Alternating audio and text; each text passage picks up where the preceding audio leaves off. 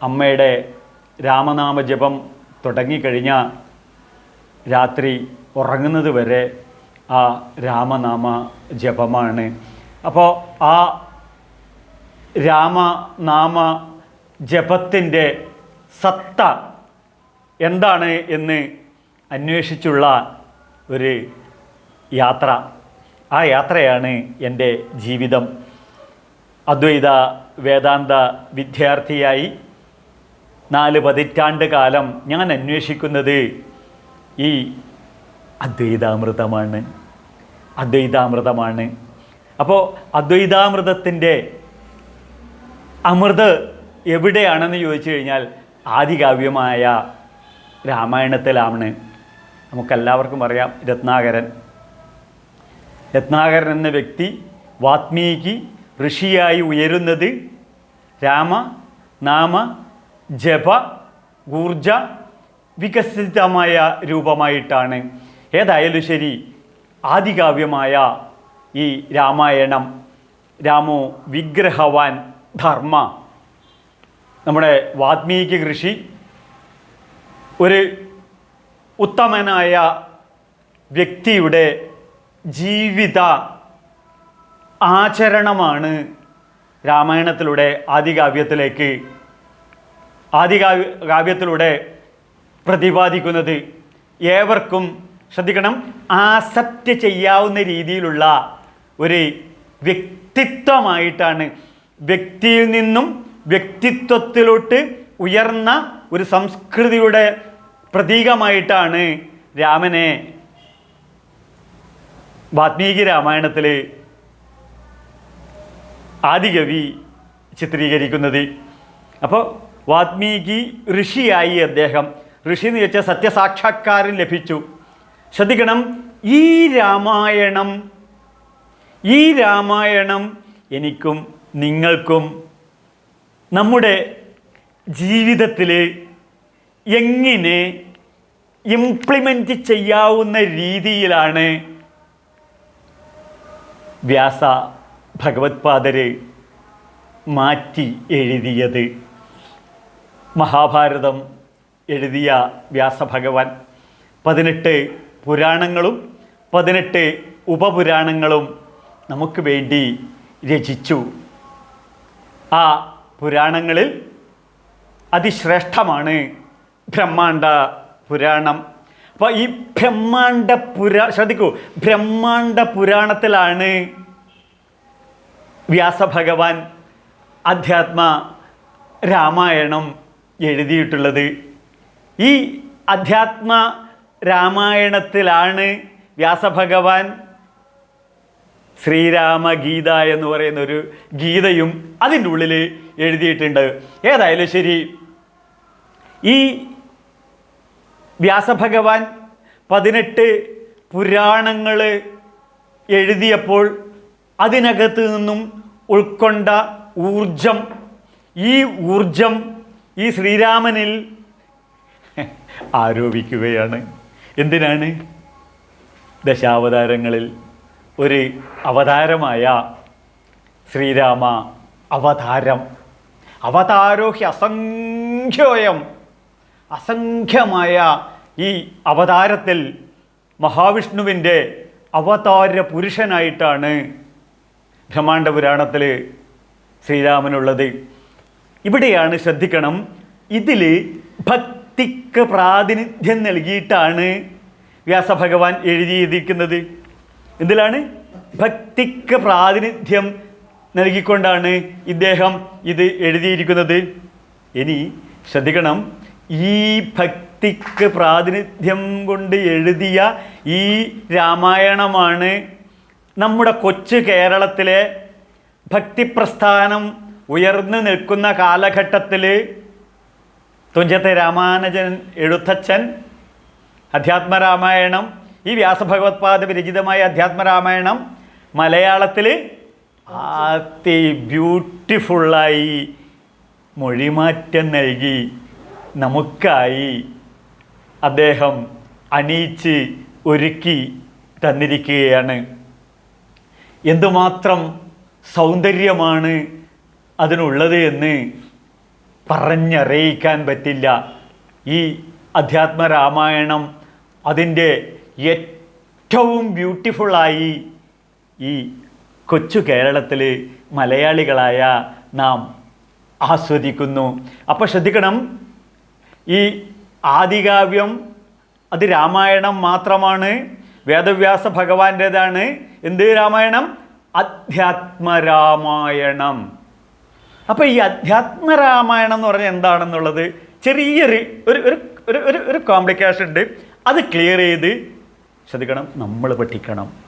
നമ്മൾ പഠിച്ചു കഴിഞ്ഞാൽ മാത്രമേ നമ്മുടെ മക്കൾക്ക് ഈ രാമായണത്തെക്കുറിച്ചും രാമതത്വങ്ങളെക്കുറിച്ചും അതിനകത്തുനിന്ന് നമ്മുടെ ജീവിതത്തിൽ ഇംപ്ലിമെൻ്റ് ചെയ്യേണ്ടത് എന്തൊക്കെയാണെന്നും അങ്ങനെ നമ്മുടെ ജീവിതം മധുരതരമാക്കാനുള്ള ഒരു റെഫറൻസ് ഗൈഡാണ് രാമായണം എന്ന് നമ്മളെ മക്കളോട് പറഞ്ഞു കൊടുക്കണം. അപ്പോൾ ഈ അധ്യാത്മം എന്ന് പണ്ടൊക്കെ ഈ പുള്ളിക്കാരൻ ഇപ്പം ആധ്യാത്മികതയിലാണ് എന്ന് വെച്ച് കഴിഞ്ഞാൽ വീടും കുടുംബവും ഇതൊക്കെ ഉപേക്ഷിച്ച് മുങ്ങി നടപ്പ് പറയും മലയാളത്തിൽ. അതല്ല ഇവിടെ അധ്യാത്മം. നിങ്ങൾക്കിത് കൃത്യമായിട്ട് മനസ്സിലാക്കണമെന്നുണ്ടെങ്കിൽ ഭഗവത്ഗീതയിലോട്ട് വരണം. ഭഗവത്ഗീതയിൽ 7-ാമത്തെ അധ്യായമുണ്ട്, അക്ഷരബ്രഹ്മയോഗം. അതിനകത്ത് ഭഗവാൻ പറയുന്നു 3-ാമത്തെ ശ്ലോകത്തിൽ, അക്ഷരബ്രഹ്മപരമം സ്വഭാവാധ്യാത്മമുച്യതേ. കേട്ടില്ലേ? സ്വഭാവാധ്യാത്മമുച്യതേ. അതായത് ഇത്രയേ ഉള്ളൂ. അധ്യാത്മം എന്ന് പറഞ്ഞു കഴിഞ്ഞാൽ നമ്മുടെ മനസ്സ്, ബുദ്ധി, ചിന്തകൾ, ഇവ ഒരു ഏകീകൃതമായി നമ്മുടെ ജീവിതത്തിൽ ഇംപ്ലിമെൻ്റ് ചെയ്യലാണ് ആധ്യാത്മികത. മനസ്സിലൂടെ ജീവിക്കുന്നതാണെന്ന് വെച്ചാൽ വൈകാരികമായി പോവും, ബുദ്ധി മാത്രമാണെന്ന് വെച്ചാൽ ഇൻ്റലക്ച്വൽ ലെവലിലായിരിക്കും, ചിന്തകൾ മാത്രമാണ് വെച്ച് കഴിഞ്ഞാൽ കാട് കയറും ആലോചന. ഇത് മൂന്നും തമ്മിലുള്ള ഒരു കോമ്പിനേഷനിൽ ജീവിതത്തെ കൊണ്ട് നടക്കലാണ് ആധ്യാത്മികത. മനസ്സിലായല്ലോ? ഞാൻ പറയുന്നതല്ല, പൂർണ്ണാവതാരം എടുത്തിട്ട് ഭഗവാൻ പറയുന്നത്. അപ്പം ഇത്രയേ ഉള്ളൂ. അപ്പം ഞാൻ മനസ്സിലാക്കിയെടുത്തോളം ഈ ആധ്യാത്മികത നമ്മുടെ സ്വഭാവ രൂപീകരണം വളരെ വ്യക്തമായിട്ട് മലയാളത്തിൽ പറയുന്ന പോലെ തന്നെയാണ് കൃഷ്ണൻ പറഞ്ഞിട്ടുള്ളത്. സ്വഭാവാധ്യാത്മ മുച്യതേ. ആധ്യാത്മികത എന്ന് പറഞ്ഞു കഴിഞ്ഞാൽ ഉച്യതേ പറയപ്പെടുന്നു. സ്വഭാവോ അക്ഷര ബ്രഹ്മപരമം, പരമമായ സുപ്രീമായിട്ടുള്ള അക്ഷരം, ഒരിക്കലും നശിക്കാത്ത ആ പരമാത്മ ചൈതന്യ തത്വം നമ്മുടെ ജീവിതത്തിൽ ഇംപ്ലിമെൻ്റ് ചെയ്യുന്നതാണ് ആധ്യാത്മികത. ആ ശ്രീരാമ തത്വം അധ്യാത്മരാമായണത്തിലൂടെ നമ്മളിത് ഉൾക്കൊണ്ട് നമ്മളിത് പഠിച്ച് നമ്മളെ മക്കളെ പഠിപ്പിക്കണം. എന്നിട്ട് അവർ ചോദിക്കും, സ്കൂളിൽ നിന്ന് കളിയാക്കും, അല്ലെങ്കിൽ അവർ വന്ന് ചോദിക്കും, അച്ഛ അല്ലെങ്കിൽ അപ്പൂപ്പ എന്തിനാ ഈ പഴംപുരാണം പഠിപ്പിക്കുന്നത്? അപ്പോൾ പറഞ്ഞു കൊടുക്കണം, മക്കളെ പുരാണം എന്ന് പറഞ്ഞാൽ പഴംപുരാണമല്ല, പുതുമയാണ്. നവ ഇതി പുരാണം. വളരെ പഴക്കമുള്ള ആദികാവ്യമാണ്. ഇതിനകത്തുള്ള തത്വം ഇന്നത്തെ ആനുകാലിക ജീവിതവുമായി ബന്ധിപ്പിച്ചുകൊണ്ട് നമുക്ക് ജീവിതത്തിൽ ഇംപ്ലിമെൻ്റ് ചെയ്യണം. അപ്പോൾ ബുദ്ധിക്കും യുക്തിക്കും കോമൺ സെൻസിനും ആർട്ടിഫിഷ്യൽ ഇൻ്റലിജൻസിനും അൾട്രാ മോഡേൺ സയൻസിനും ആക്സെപ്റ്റ് ചെയ്യാവുന്ന രീതിയിൽ പ്രാക്ടിക്കൽ വിസ്ഡമാക്കി നമ്മളിത് ഉൾക്കൊണ്ട് നമ്മളെ മക്കളെ പഠിപ്പിക്കണം. എനിക്കിത് എങ്ങനെ കൃത്യമായിട്ട് മനസ്സിലാക്കിയെന്ന് വെച്ച് കഴിഞ്ഞാൽ, ഞങ്ങൾ എറണാകുളത്ത് സുകൃതം ഭാഗവത യജ്ഞസമിതിയുണ്ട്. അവിടെ നാലമ്പല ദർശനത്തിന് പോകുന്നുണ്ട്. അപ്പോൾ നമ്മുടെ ഒരു കൂട്ടുകാരി ചോദിച്ചു, തിരുവേനി വരുന്നുണ്ടോ? നിർബന്ധമായിട്ട് വരാം. ഞാൻ പറഞ്ഞു എനിക്ക് വരാൻ പറ്റുന്നില്ല. ഞങ്ങളെയൊന്നും കൂട്ടത്തിൽ വരില്ല, അങ്ങനെയൊന്നും പറയുന്നത് നിർബന്ധിച്ചു പറഞ്ഞു എനിക്ക് ഇന്ന പോലെ വരാൻ പറ്റില്ല, അന്ന് എനിക്ക് വേറെ പൂജയും തിരക്കും ഉണ്ട് പറഞ്ഞു. ഞാൻ പോയില്ല.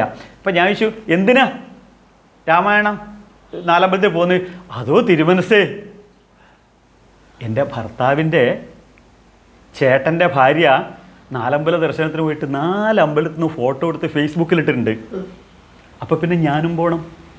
ഞാനും പോയിട്ട് 4 അമ്പലത്തിൽ ദർശനം ചെയ്ത് 4 ഹോട്ടലിൽ നിന്ന് ഫുഡ് കഴിക്കുന്ന ഫോട്ടോയും എടുത്തിട്ട് 8 ഫോട്ടോ ഫേസ്ബുക്കിൽ ഞാനിടും. അതിന് വേണ്ടിയിട്ട് ഞാൻ പോകുന്നു. മനസ്സിലായല്ലോ? ഈ ഈ ഈ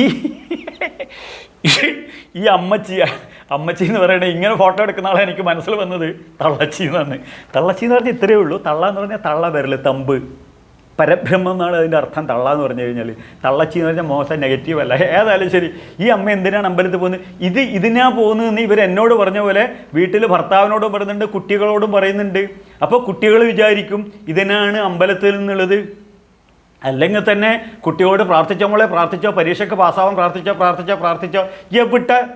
എവിടെ പഠിച്ച് തിരുമേനിയുടെ മക്കൾ തന്നെ കട്ടപ്പോയാണ്. അപ്പോൾ പിന്നെ നിങ്ങളവിടെ പോയി പ്രാർത്ഥിച്ച് ഒന്നും നടക്കുകയില്ല.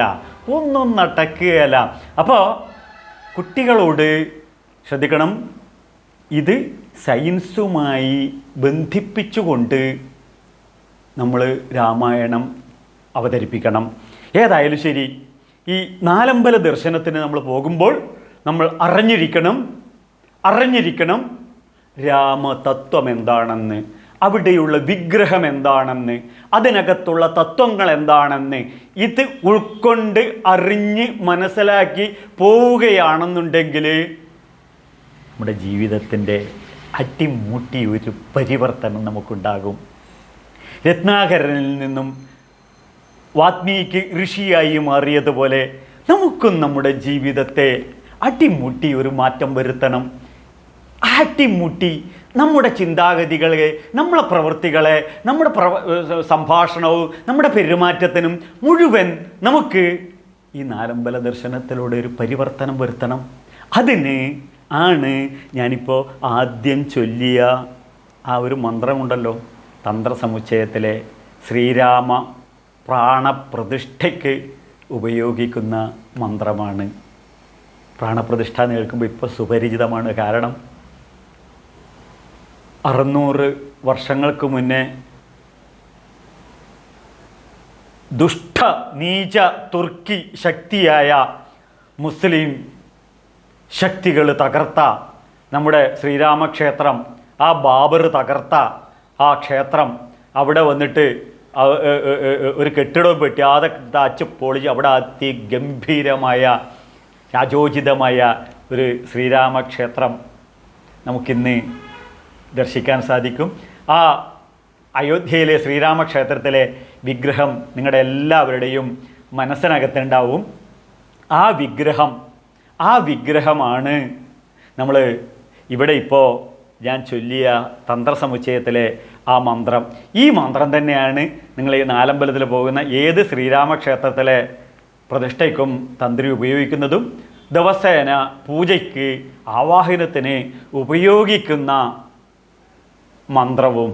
അപ്പോൾ എന്തിനാണ് ശ്രീരാമക്ഷേത്രത്തിൽ പോകുന്നത് എന്ന് ചോദിച്ചു കഴിഞ്ഞാൽ രാമനാമ ജപ പരിശീലനത്തിനുള്ള പരിശീലന കേന്ദ്രങ്ങളാണ് ശ്രീരാമ ക്ഷേത്രങ്ങളെ. രാമനാമ ജപ പരിശീലന കേന്ദ്രങ്ങൾ. ശ്രീരാമ നാമ ജപ പരിശീലനം 4 എണ്ണമായല്ലോ. ഇതിനാണ് നമ്മൾ 4 അമ്പല ദർശനത്തിൽ. അപ്പോൾ ഈ 4 സ്ഥലത്തും ദർശനം ചെയ്യുമ്പോഴും ഒരൊറ്റ സ്ഥലത്ത് ദർശനം ചെയ്യുമ്പോഴും നമുക്ക് അറിവും കഴിവും പ്രവൃത്തിയും പരിശീലനവും പുരോഗമിപ്പിക്കാനുള്ള സ്റ്റെപ്പുകളായി, മൈൻഡ് ട്രാൻസ്ഫോമിങ് സെൻറ്ററുകളായി ഈ ക്ഷേത്രങ്ങളെ നമ്മൾ പ്രയോജനപ്പെടുത്തണം. അതിന് നമ്മൾ നമ്മുടെ ഭർത്താവിനെ കൂട്ടണം, ഭാര്യയെ കൂട്ടണം, മക്കളെ കൂട്ടണം, അച്ഛനെ കൂട്ടണം, അമ്മയെ കൂട്ടണം, കുഞ്ഞുങ്ങളെ നിർബന്ധമായി കൂട്ടണം. അല്ലെങ്കിൽ അവരെ മാടി വിളിക്കുകയാണ് മദ്യവും മയക്കുമരുന്നും ലവ് ജിഹാദും ഡിപ്രഷനും സർവ സാൻമാർഗികതയും അവരെ മാറ്റി വിളിക്കുകയാണ്.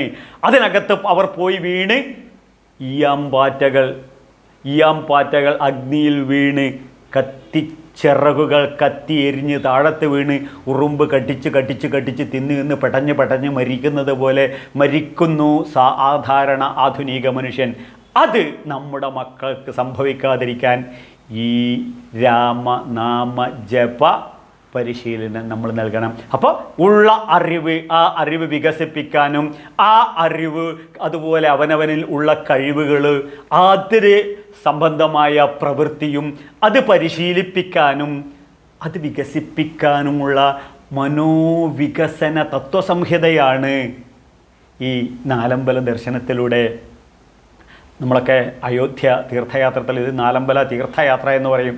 തീർത്ഥയാത്ര എന്ന് വെച്ച് കഴിഞ്ഞാൽ ദുഃഖത്തെ തരണം ചെയ്യാനുള്ള യാത്ര. ദുഃഖത്തെ തരണം ചെയ്തു പറഞ്ഞാൽ കറണ്ട് ഇല്ല എന്ന് പറഞ്ഞു കഴിഞ്ഞാൽ ഇരുട്ട്, കറണ്ട് ഉണ്ട് എന്ന് പറഞ്ഞു കഴിഞ്ഞാൽ പ്രകാശം. അതായത് ദുഃഖത്തെ തരണം ചെയ്തു പറഞ്ഞു കഴിഞ്ഞാൽ അവിടെ സന്തോഷം വന്നു. അപ്പോൾ ശ്രദ്ധിക്കണം, അയോധ്യയിലെ വിഗ്രഹം നിങ്ങൾ കറക്റ്റായിട്ട് കണ്ടിട്ടുണ്ടാവും, അല്ലെങ്കിൽ യൂട്യൂബിൽ അടിച്ചു നോക്കണം. അവിടെ കാർമേഘവർണ്ണനാണ്, നീലമേഘ ശ്യാമള കോമളനാണ് ശ്രീരാമചന്ദ്രപ്രഭു. ഇനി വേറെ ആരെങ്കിലും എന്തെങ്കിലും പറഞ്ഞു വെച്ച് പെട്ടെന്ന് എടുത്തു തുള്ളണ്ട, തിരുമേനി എന്താ ഇങ്ങനെ പറഞ്ഞത് എന്നൊന്നും ചോദിക്കണ്ട. ഞാൻ തന്ത്രസമുച്ചയത്തിൻ്റെ പ്രമാണം വെച്ചുകൊണ്ട്, തന്ത്രസമുച്ചയത്തിലെ മന്ത്രം വെച്ചുകൊണ്ടാണ് നിങ്ങളോട് സംസാരിക്കുക, അല്ലാതെ തമാശയെ ബ്ലെയിം ചെയ്യല്ല. കാളാംബോധനിഭം, എന്താണ് കാളാംബോധനിഭം നീലമേഘ ശ്യാമളൻ എന്നുള്ളതാണ് അതിൻ്റെ അർത്ഥം. കാളാംബോധനിഭം, ആ വിഗ്രഹം നോക്കണം, നീല നിറത്തിൽ, അതിനകത്ത് നല്ല കറുത്ത വിഗ്രഹമാണ്. കാളമേഘ ശ്യാമളനാണ്. ആ കാക്കക്കറുമ്പനായ നമ്മുടെ കണ്ണൻ്റെ ചേട്ടനാണല്ലോ രാമൻ, അപ്പോൾ പിന്നെ അതായിരിക്കുമല്ലോ കളറ്. കാളാംബോധനിഭം ശരാസനമിളത്, രണ്ട് കൈകളിലും അമ്പും വില്ലും എടുത്തിട്ടില്ലേ ശ്രീരാമചന്ദ്രപ്രഭു, കണ്ടില്ലേ നമ്മൾ, അമ്പും വില്ലും. എന്താണ് ഈ അമ്പും വില്ലും? ഭാരതീയ വൈദിക സംസ്കൃതിയുടെ ഒരു ഉദാത്ത പ്രതീകമാണ് നമ്മുടെ ദേവീദേവന്മാരുടെ കയ്യിൽ ഒരു അമ്പും വില്ലും. അത് ഇത്ര മാത്രമേ ഉള്ളൂ. നമ്മുടെ ജന്മം എന്തിനാണ് എന്നുള്ളതാണ് ചോദ്യം. ഈ ചോദ്യം ഇത്രയേ ഉള്ളൂ. ഹിന്ദുവിൻ്റെ മൃത്യോർമാം അമൃതംഗമയ, അമൃതത്വത്തിലോട്ട് ലയിച്ചു ചേരലാണ് ജഗദീശ്വരനിൽ നിന്നും വന്ന് ജീവാത്മാവായി ജീവിച്ച് പരമേശ്വരനിലോട്ട് ലയിച്ചു ചേരുന്ന ജീവജഗത്ത് ജഗദീശ്വരൻ എന്നുള്ളതാണ് വൈദിക സംസ്കൃതി. ഈ വൈദിക സംസ്കൃതിയിലാണ് ഈ ജീവിതം സമ്പൂർണതയിലേക്കുള്ള പ്രയാണം. അതാണ് മൃത്യോർമാം അമൃതംഗമയാം, അമൃതത്വത്തിലോട്ടുള്ള പ്രയാണം. ആ സമ്പൂർണതയിലേക്കുള്ള, അതാണ് ജീവിതത്തിൻ്റെ ലക്ഷ്യമെന്ന് പറയുമ്പോഴാണ് വേദമന്ത്രമായ പൂർണ്ണമത പൂർണ്ണമിദം പൂർണ്ണാത് പൂർണ്ണമുദച്യതേ പൂർണ്ണസ്യ പൂർണ്ണമാദായ പൂർണ്ണമേവ അവശിഷ്യതേ. ആ പൂർണ്ണതയിലേക്ക് നമ്മൾ എത്തിച്ചേരണമെന്നുണ്ടെങ്കിൽ വേദങ്ങൾ പറയും പ്രണവോ ധനു ശരോഹ്യാത്മ ബ്രഹ്മ തത് ലക്ഷ്യമുച്യതേ. ഇതാണ് ശ്രീരാമൻ്റെ കയ്യിലുള്ള ഈ അമ്പും വില്ലും. പ്രണവോ ധനു, ഈ പ്രണവമാണ്. പ്രണം എന്ന് ചോദിച്ചാൽ അതിനകത്ത് സർവ്വതും ഉൾക്കൊണ്ടു. ആ ഉ മ്, അകാരം ഉകാരം വികാരം, ഇതിനകത്ത് പ്രപഞ്ചത്തിലുള്ള സർവ്വതും മീൻസ് നമ്മൾ ആധ്യാത്മികതയും ആദിഭൗതികതയും ആദിദൈവികതയും എല്ലാം നമ്മൾ നേടിയിരിക്കണം. ജീവിതത്തിലെ നേട്ടങ്ങൾ കൈ ചുരുട്ടി നേടിയതുപോലെ ജീവിതത്തിൽ ബാഹ്യ ആഭ്യന്തര സമൃദ്ധോ, ശ്രീ ശങ്കര ഭഗവത്പാദർ പറയും, അകത്തും പുറത്തും സമ്പന്നനാകാനാണ് ഈ കയ്യിൽ വില്ല് പിടിച്ചിരിക്കുന്നത്. അപ്പോൾ പ്രണവോധനു ശരോഹ്യാത്മ, ജീവാത്മാവാണ്, പ്രാണനാണ്, ഇതിനകത്ത് തുടിക്കുന്ന പ്രാണനാണ്.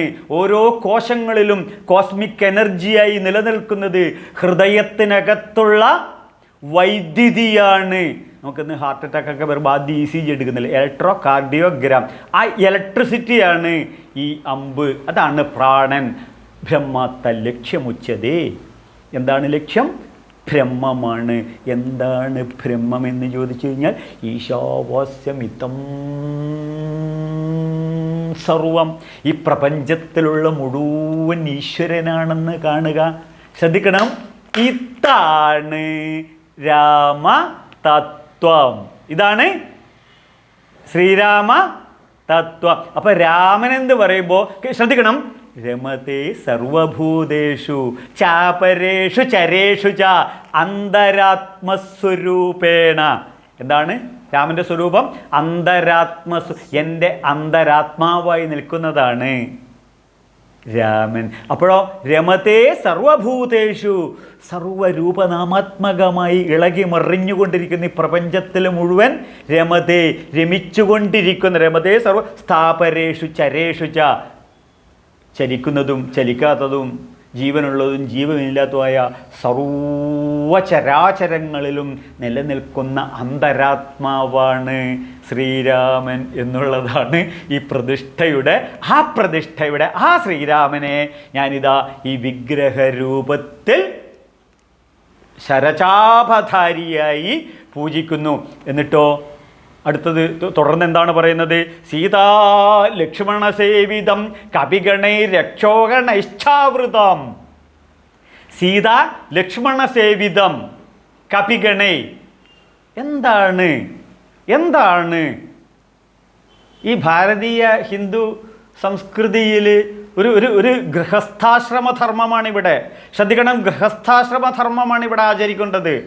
ഇവിടെ ഗൃഹസ്ഥാശ്രമധർമ്മമാണ്. വളരെ ശ്രദ്ധിക്കണം, ഗൃഹസ്ഥാശ്രമധർമ്മം പാലിക്കണം. അതായത് ഈ ശ്രീരാമ ചന്ദ്രപ്രഭുവിൻ്റെ പട്ടാഭിഷേകം നടക്കുന്ന സമയത്ത് വസിഷ്ഠ ഋഷി എന്ന് പറഞ്ഞു കഴിഞ്ഞാൽ അഷ്ടൈശ്വര്യങ്ങളും സിദ്ധിക്കാൻ നമ്മളെ പ്രാപ്തമാക്കുന്ന ചൈതന്യം. അതാണല്ലോ ശ്രീരാമചന്ദ്രപ്രഭു. ഈ ശ്രീരാമചന്ദ്രപ്രഭുവിനെ വിളിക്കുന്നുണ്ട്, രാമ ഇവിടെ വരൂ, ഞാൻ നിന്നോടൊരു സത്യം പറയട്ടെ. പറയും. എങ്ങനെയാണ് നാളെ മുതൽ നീ ഭരിക്കേണ്ടത് ചോദിച്ചു കഴിഞ്ഞാൽ, ഗൃഹമേക ഗൃഹസ്ഥാനാം സുസമാഹിത ചേതസ ശാന്താഹാം ഹൃദിദോഷാണാം വിജന വനഭൂമിയെ. യോഗ വാസിഷ്ഠത്തിൽ വസിഷ്ഠ ഋഷി ശ്രീരാമചന്ദ്രപ്രഭുവിനെ പഠിപ്പിക്കുന്നതാണ്. ഹിമാലയത്തിൽ ഗുഹയിൽ അനുഭവിച്ച ഋഷീശ്വരന്മാർ, അനുഭവിച്ച ഞാൻ അടക്കമുള്ള ഋഷീശ്വരന്മാർ അനുഭവിച്ച സുഖം രാമ നീ ഇപ്പോൾ ഇവിടെ ഈ നിമിഷം ഭരണം നിർവഹിച്ചുകൊണ്ട് അനുഭവിക്കണം. ഇതുപോലെ ഗൃഹസ്ഥാശ്രമധർമ്മത്തിൽ ഞാൻ ഒരു നല്ല ഭർത്താവാകണം, ഞാൻ ഒരു നല്ല മകനാകണം, ഞാൻ നല്ല ഒരു അച്ഛനാകണം, ഞാൻ നല്ല ഒരു സുഹൃത്താവണം, ഞാൻ നല്ല ഒരു ഭാര്യയാകണം, ഞാൻ നല്ല ഒരു മകളാകണം, ഞാൻ നല്ല ഒരു അമ്മയാകണം. ഇതാണ് രാമോ വിഗ്രഹവാൻ ധർമാചരണമാണ്. അപ്പോൾ ഗൃഹസ്ഥാശ്രമധർമ്മം പാലിക്കുക. ഇപ്പോൾ ഗൃഹാന്തകൂപം, ഇപ്പോൾ എവിടെയാണ്? ഗൃഹാന്തകൂപം. അപ്പോൾ ഗൃഹാന്തകൂപത്തിൽ നിന്നും ഒരു വൈകുണ്ഠത്തിലേക്ക്, വികതകുണ്ഠാഹ ഇത് വൈകുണ്ഠത്തിലേക്ക്, സന്തോഷപ്രദമായ ജീവിതത്തിലേക്ക് കൈപിടിച്ചുയർത്തുകയാണ്. അതിന് നമുക്ക് എന്ത് വേണം? പ്രാർത്ഥന കൊണ്ട് ഒരു ചുക്കും നടക്കുകയില്ല. പിന്നെയോ ഒരു പ്രതിജ്ഞ. എന്താണ് പ്രതിജ്ഞ? ഞാൻ ഗൃഹസ്ഥാശ്രമധർമ്മം പാലിച്ചിരിക്കും. ശ്രീരാമനെപ്പോലെ ഒരു ഗൃഹസ്ഥാശ്രമധർമ്മം പാലിച്ചിരിക്കും. സീതയെപ്പോലെ ഒരു ഗൃഹസ്ഥാശ്രമധർമ്മം പാലിച്ചിരിക്കും. ലക്ഷ്മണനെ പോലെ ഒരു സാഹോദര്യ ഗൃഹസ്ഥാശ്രമധർമ്മം ഞാൻ പാലിക്കും. എക്സെട്ര ETC എന്നാണ് പറയുന്നത്. കപിഗണൈ വെച്ച് കഴിഞ്ഞാൽ, കപി എന്ന് പറഞ്ഞാൽ കുരങ്ങന്മാരാണ്, എല്ലാവരും കുരങ്ങന്മാരാണ്. നരൻ, അവരുടെ പേരെന്താണ്? വാലുള്ള നരൻ, നമ്മൾ വാലില്ലാത്ത നരൻ. കപിഗണ, ഈ ഗണം എന്ന് പറയുന്നത് എക്സെട്ര എന്നാണ്. എല്ലാ വിഭാഗം ജീവികൾക്കും അവരുടെ ഗണങ്ങൾ, ഇതെല്ലാം കൂടിയിട്ടുള്ളതാണ് ഇവിടുത്തെ ഈ പ്രതിഷ്ഠ നടത്തിയിരിക്കുന്നത്. അപ്പോൾ ശ്രീരാമനാണ് സത്യം. ഞാൻ ഈ 4 അമ്പലങ്ങളിലൊക്കെ തൊഴുത് നടന്ന് ഞാൻ എൻ്റെ ജീവിത ധർമ്മം പാലിച്ചോളാം. അതിലേറ്റവും പ്രധാനമാണ് ഇന്ന് മുതൽ 4 അമ്പലത്തിൽ തൊഴുതിട്ട് വീട്ടിലെത്തിക്കഴിഞ്ഞാൽ ഭർത്താവ് എന്ത് പറഞ്ഞാലും ശരി, എന്താ നഷ്ടമുള്ളത്? ഇല്ല. എന്ത് പറഞ്ഞാലും ശരി, കൊള്ളാലോ, നീ എവിടെയാടി പോയത്? 4 അമ്പലത്തിൽ. എന്നിട്ട് നിനക്കെന്ത് പറ്റി? ഒന്നും പറഞ്ഞില്ല, ഒന്നും പറ്റിയില്ല. പിന്നെ ആ ശ്രീരാമൻ്റെയും സീതയുടെയും കൂടിയിട്ടുള്ള വിഗ്രഹം കണ്ടു കഴിഞ്ഞപ്പോൾ, വിഗ്രഹം എന്താ കാണുന്നത്? വിശേഷ ഗ്രാഹ്യത ഇതി വിഗ്രഹം. അതുപോലെ സന്തോഷമായിട്ട് എനിക്കും ജീവിക്കണം തോന്നി. പിന്നെ മുൻ ശബരിമല മേശാന്തിയും കൃഷ്ണ യജുർവേദ പണ്ഡിതനും ഒരു ഭാര്യയുടെ ഒരു ഭർത്താവും ഒരച്ഛൻ്റെ ഒരു മകനും ഒരമ്മയുടെ ഒരു മകനും 2 മക്കളുടെ അച്ഛനുമായ തിരുമേനി പറഞ്ഞു, നാലമ്പല ദർശനം നടത്തി തിരിച്ചു വന്നു കഴിഞ്ഞാൽ കർക്കിടകത്തിൽ തുടങ്ങണം. എന്ത്? ഭർത്താവിനോട് ശത്രുതാ മനോഭാവത്തിൽ കോടതിയിൽ വക്കീലിനെ പോലെ വാദിച്ച് ജയിക്കാനുള്ളതല്ല ജീവിതം. ശ്രീരാമനെയും സീതയെയും പോലെ ആസ്വദിച്ച് ജീവിക്കലാണ് ജീവിതം. സീതാപതിയാണ് ശ്രീരാമൻ. ശ്രീരാമൻ്റെ വൈഫാണെന്ന് പറയില്ല, അത് മലയാളികളാണെന്ന് പറയില്ല, നമ്മൾ മനുഷ്യരാ പറയുക. ഇവർ ഒരു മിഷ്യനുമാണ് ശ്രീരാമൻ. അതാണ് സീതയുടെ പതിയാണ്.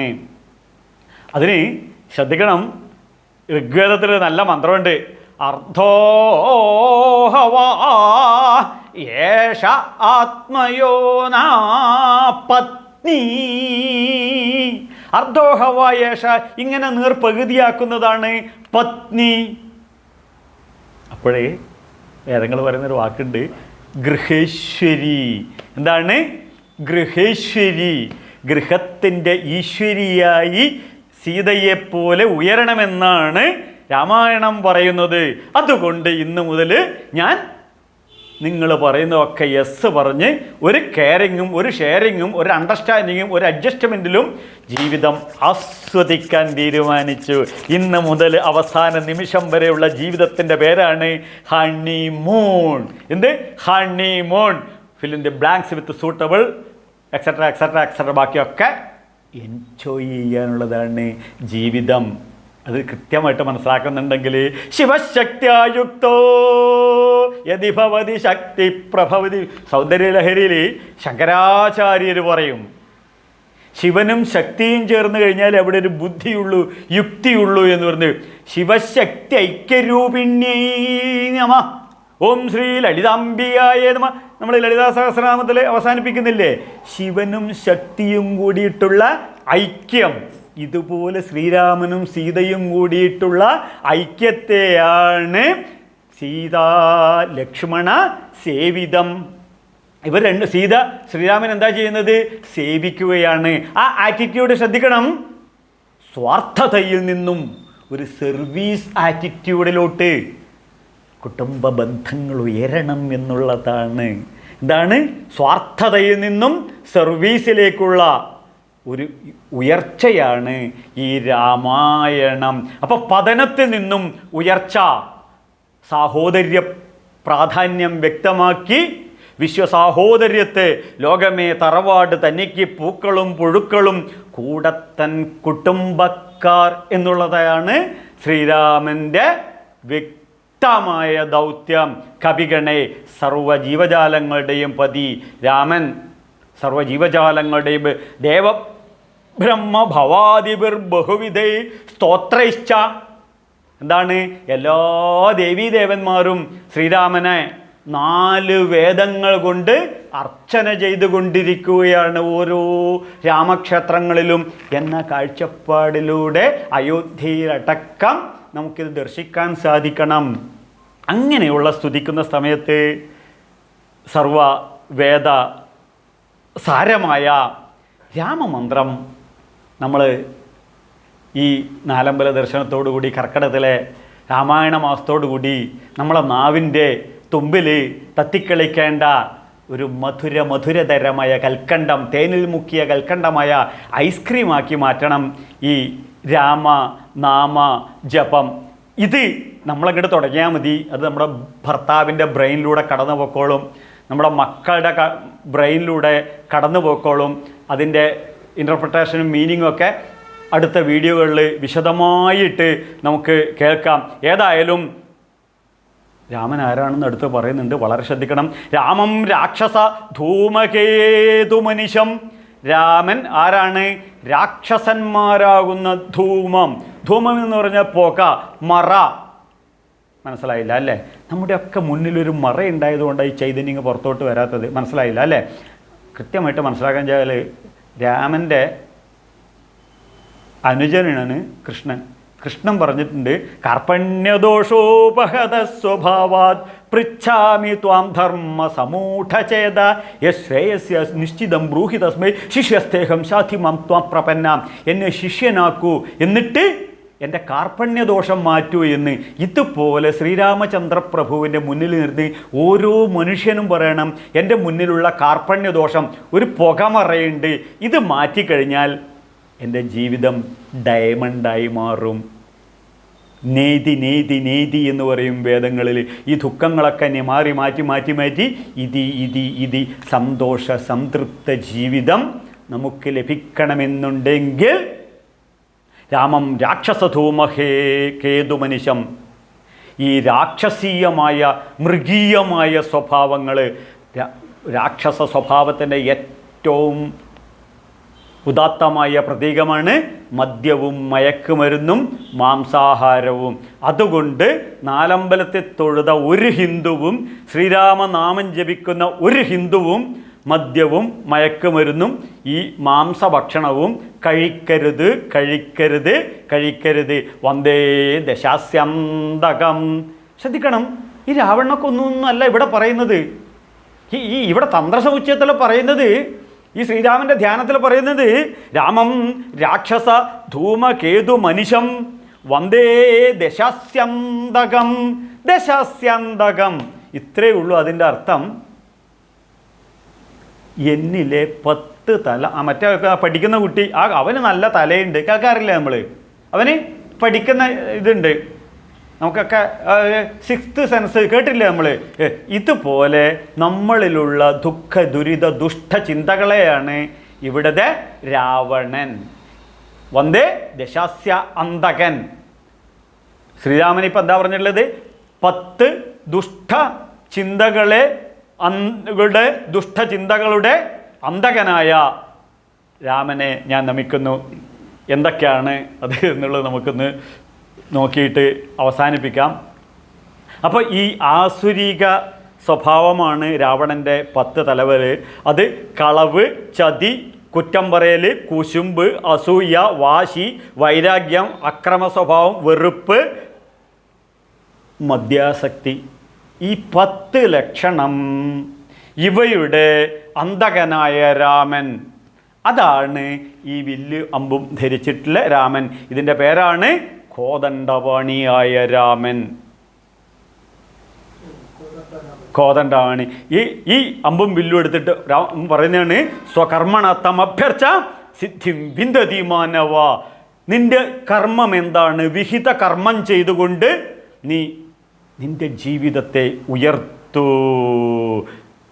അവിടെ ഭഗവാൻ പ്രതിജ്ഞ എടുക്കുകയാണ്, പ്രതിജാനാഹി നമേ ഭക്ത പ്രണശ്യതി. ഇവിടെ തൊഴുത് സന്തോഷ സംതൃപ്തിയോടുകൂടി പോകുന്ന വ്യക്തികൾ ജീവിതത്തിൽ ഒരിക്കലും പതിച്ചു നശിക്കില്ല. അപ്പോൾ ഈ രാമായണം ഒരൊറ്റ വരിയിൽ ഞാനങ്ങോട്ട് പറഞ്ഞു തരാം. താൻ നിരന്തരം ചെയ്യുന്ന കർമ്മങ്ങൾ താൻ അനുഭവിച്ചിടുകയെന്നേ വരൂ എന്ന സത്യം ഈ ക്ഷേത്രത്തിൽ നിന്നും 40 വർഷത്തിൽ നിന്നും ഉൾക്കൊണ്ട് കഴിഞ്ഞ് വീട്ടിലെത്തിക്കഴിഞ്ഞാൽ പിന്നെ ഈ ജന്മത്തിലും മറുജന്മത്തിലും ദുഷ്കർമ്മങ്ങൾ, ആസുരീക കർമ്മങ്ങൾ ചെയ്യാൻ പാടില്ല. ഒപ്പം സത്കർമ്മങ്ങൾ ചെയ്യൂ.